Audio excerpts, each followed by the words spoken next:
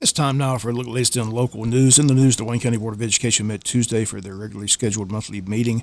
The board voted unanimously to take bids on the first revisions on the two main projects, the Ag facility and the ROTC building. Came after Dr. Kelly, the superintendent, discussed the capital outlay projects at the board meeting. Softball field at James E. Bacon's coming right along. The fence is up, the dugouts are built, the roof is on the dugouts. We're getting ready to put clay on the infield. They're getting ready to sod if they haven't already started and do irrigation, so that's coming along nicely. With regard to Ag and ROTC, the board has been provided with some revisions with regard to the first set of plans. Those revisions have been passed to you, have been explained in board meeting as well. And at the direction of the board, at some point when you guys are ready, we can either move forward with that, we can continue the process, or whatever it is that the board wishes for us to do. Dr. Kelly, I'd like to ask you, and I don't know if we need to do this in the form of a motion or what, but I would like for us to get a bid on that first revision just to see where we're at actually money-wise. I mean, all these revisions have estimates, but we're hoping the actual building will be less than the estimates. Just to give us an idea of really where we're at. As soon as the board decides and directs us to work with our architects and engineers to put the project out to bid, we will do that at the level that you determine for us to do. It's about a 30 to 45 day process. It's very complex. We'll do a competitive sealed bid, which increases the competition amongst the contractors who wish to bid. From what I understand and have been told, it should be a very appealing and competitive process.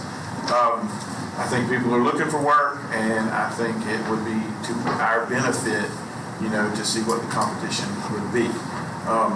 Once the bids come in, our policy, your policy states that we open the bids here in the room. Once we open the bids in the room, then you will see what it will cost for each, what it will cost for the entire project. And then we can present that information however you wish for us to present it. We can do it, site-based. We can do it total.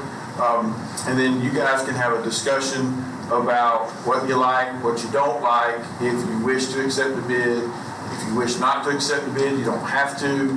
If you like a specific number but want it to be lower, then you can always do what's called value engineering, where you work with a specific contractor who may win the bid if you decide for that to happen, and then you can remove certain aspects of the project to still decrease the price.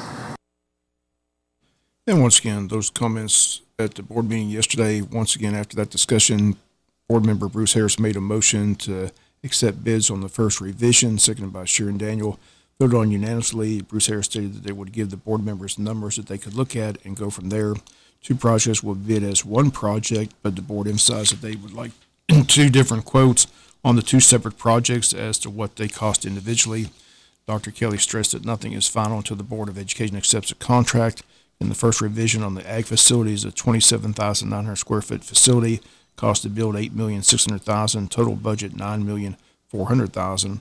On the ROTC facility, the first revision is a $3,293,000 cost. But again, the board hoping to get a possible state reimbursement of $400,000 for the ROTC facility, which would reduce the cost to $2,620,000. Other news from the meeting: recognitions last night. The recognitions came from the high school. Student of the Month, Caden Brooks; the classified employee, Tennille Wall; certified employee, Cassidy Burton. The Melba Bennett Murphy Community Service Award was presented to Miss Carolyn Wright, retired employee of the school system who worked as a bus driver for over 20 years, has helped run the concession stands at the home basketball game since 2007. A lot of personnel approved on Tuesday. Certified recommendations: Julia Conkfield, James E. Bacon; Rebecca Davis, Central Office; Demi Edenfield, Martha Ross Smith Elementary; Caitlin Highsmith, Odom Elementary; Samantha Hughes, Martha Puckett Middle School; Danica Johnson, Martha Puckett Middle School; Andy Mahaffey, Wayne County High School; Daisy Reddish, Martha Ross Smith Elementary; Aubrey Yeomans, Wayne County High School; Robbie Yeomans, Wayne County High School; Kirsty Yoder, Odom Elementary; Clarence Washington, principal at Martha Ross Smith Elementary. Certified transfers, Robin Benner from Martha Bucket Middle School, teacher to guidance counselor. Megan Corrado from James E. Bacon Elementary to Odom Elementary. Jamie Knight from Arthur Williams Middle School, PE teacher to Wayne County High School, PE teacher, also named the new men's basketball coach last night. April Popple from Jesup Elementary to James E. Bacon. Heather Stanfield from Odom Elementary to Scriven Elementary. Certified resignations, Amelia Beckworth, Martha Bucket Middle School. William Koch, Wayne County High School. Angela Delaney, Wayne County High School. Jenna Mobley, Arthur Williams Middle School. Sarah O'Donnell, Jesup Elementary. Elizabeth Pittman, Arthur Williams Middle School. Magdalena Puente, Wayne County High School. David Simmons, the longtime Transportation Maintenance Director, retired. Gabriela Tomaloso, Wayne County High School. Michael Waters, Wayne County High School. Classified recommendations, Paul Burke, Transportation. Billy Keller, Maintenance. Classified resignation, Tanya Heron, Arthur Williams Middle School. And Andy Mahaffey, Wayne County High School. All that personnel approved last night after an executive session. That's a look at your board meeting from Tuesday. We'll be back with more news after this word from our sponsor, other commercial messages, so please stay tuned. In other news, a protest is planned for today between 11 and 3 p.m. in front of the local DA's office. A similar event was held last November as Warner Wagamuth, his wife Jan, and others who feel their criminal cases have been neglected by the local DA's office have organized this event for today. Weather could be an issue, but again, the protest scheduled for today between 11 and 3 p.m. Have a full report for them here tomorrow on the local news. This is an election year. Again, the general primary nonpartisan election date is Tuesday, May 21st. Advanced voting is going to begin on Monday, April 29th, and go through Friday, May 17th from 8 a.m. to 5 p.m. at the Election and Registration Building at 306 East Pine Street. There'll be 2 mandatory Saturday voting days on May 4th and May 11th from 9 a.m. to 5 p.m. If you have any questions or concerns, they ask you to contact the registrar's office at 912-427-5950. Here in Wayne County, 3 men are running for sheriff, including the incumbent Chuck Mosley, also Toby Cameron and Donnie Ray, all 3 men on the Republican ballot. So again, this race will be decided in May. Chamber of Commerce has set the date for their post-legislative luncheon.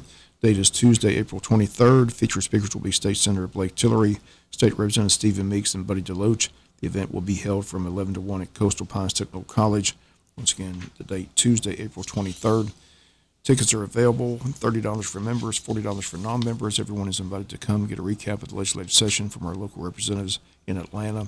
Again, the date Tuesday, April 23rd. If you need more information or tickets, call the Chamber at 912-427-2028.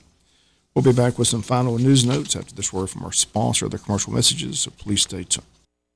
Final notes and news, Wayne County Spring Fair comes to Jesup this weekend, March 28th through the 30th at JC Fairgrounds. Then it's also coming back the week of April 1st to the 6th, the time Monday through Thursday, 6 to 10 p.m., Saturday the time 6 to 11. Cost is $15 per person. That includes all the rides. Need more information, contact the Wayne County Board of Tourism office at 912-427-3233. The Tourism Board has a couple events planned for later this year. The Altamont River Run scheduled for April 13th and the second annual Porch Fest set for May 4th. River Run will begin at the Upper County Landing. We'll offer paddlers a choice of 2 takeout points. 11-mile takeout point will be Pig Farm Landing. The 16-mile will be JC Landing. There is no charge for this event, but each participant must sign a participation waiver before the paddle begins. Need more information on the paddle that can be found on the Tourism Board website at waynetourism.com. They also have the Jesup Porch Fest, a music festival held on the porches and lawns of historic homes and churches in the old-time neighborhood of Jesup, bordered by Brunswick Bay, Wayne, and Plum Streets. That's set for May 4th from 1 to 5 p.m. Musicians and entertainers will be performing, allowing visitors to enjoy music from different venues, traveling by golf cart, bicycles, or on foot between the different host sites. Anyone interested in performing or for hosting should contact Heather Altman at the Wayne County Board of Tourism office at 912-427-3233, or they can stop by the Jesup Train Depot. Tourism Board Director Heather Altman will be our special guest tomorrow on the World Famous Butch and Bob Show to talk about all these events coming up with the Wayne County Board of Tourism. That's going to do it for the latest in local news. Sports comes your way in a few minutes. Bob Morgan, have a great day.